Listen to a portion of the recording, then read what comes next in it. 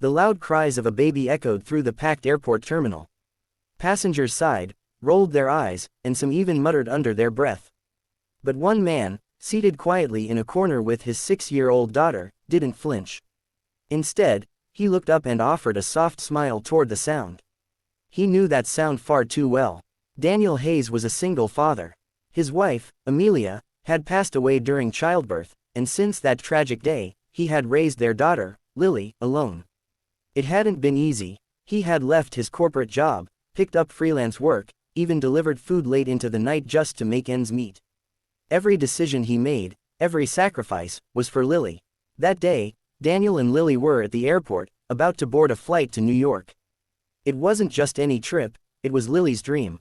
She'd always wanted to see the snowy lights of Times Square, the giant toy stores, and Central Park in winter. Daniel had saved for 2 years, finally managing to surprise her with first-class tickets. It wasn't just a flight for them, it was a celebration. A reward for both of them. As boarding began, Daniel held Lily's hand and walked toward the gate. He noticed the same mother and baby from earlier. The mother looked exhausted, juggling a stroller, diaper bag, and a wriggling baby who wouldn't stop crying.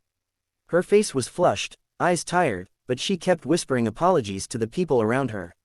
No one helped. In fact, most passengers looked away as if embarrassed by her presence. When Daniel reached the first-class boarding lane, he paused. Something inside tugged at him. He glanced at Lily, whose eyes lit up seeing the fancy seats and big screens. "Daddy, this is amazing." But Daniel knelt to her level and gently said, "Sweetheart, would you be okay if we helped someone else today?" Lily blinked. "What do you mean?" He looked toward the struggling mother. "That lady, she needs this seat more than we do. What do you say?" Without hesitation, Lily smiled. "Let's give it to her. Mommy would have done that too." With a proud smile, Daniel approached the gate agent and explained the situation. The agent seemed stunned but agreed. Daniel walked back to the woman and quietly said, "Hi, I'm Daniel. My daughter and I want to switch seats with you. We're in first class. You and your baby can have our seats." The woman blinked in disbelief. I can't accept that. I don't even know you." He smiled. "You don't have to. Just let us help." Tears welled up in her eyes as she looked at her baby.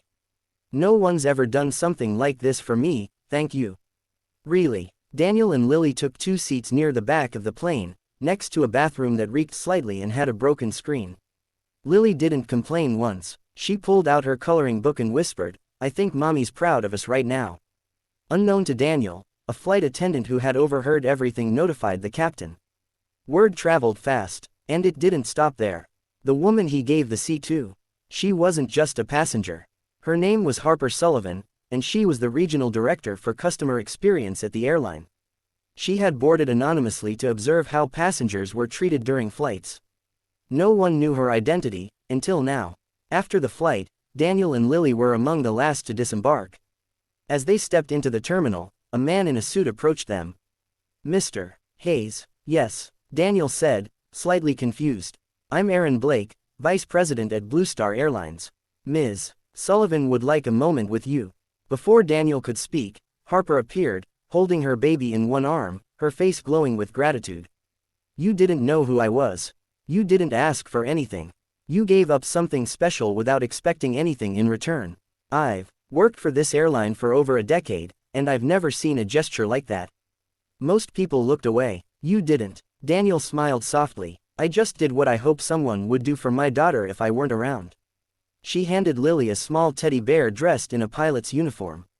"And your daughter, she's got a heart bigger than most adults I know." Then Harper looked directly at Daniel.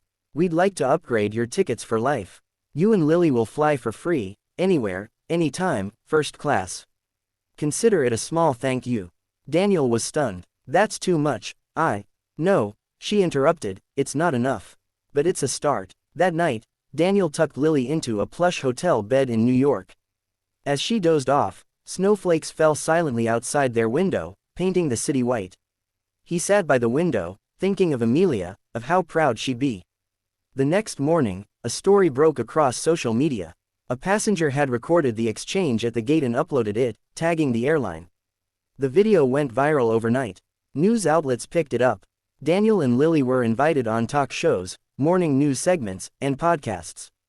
But Daniel stayed grounded. He refused sponsorships, brand deals, and interviews that wanted to sensationalize the story. He only agreed to speak when he could talk about kindness, parenting, and what it meant to raise a child with values in a world that so often forgot them.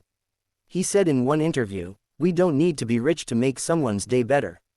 We just need to be human." Months passed, but the moment stuck with people. At airports, more passengers began helping struggling mothers. Airlines started offering more family-friendly boarding options. And a small initiative called the Lily Kindness Project began spreading, encouraging children to give up something once a month to help a stranger. Daniel never wanted fame, he just wanted his daughter to have a good heart. But unknowingly, he had sparked a ripple of compassion that touched lives across the world. And somewhere up there, Amelia was watching, smiling, because in that one quiet, generous act, Daniel and Lily had shown the world what true love looks like. Kindness isn't measured in grand gestures. It's in small choices made by big hearts.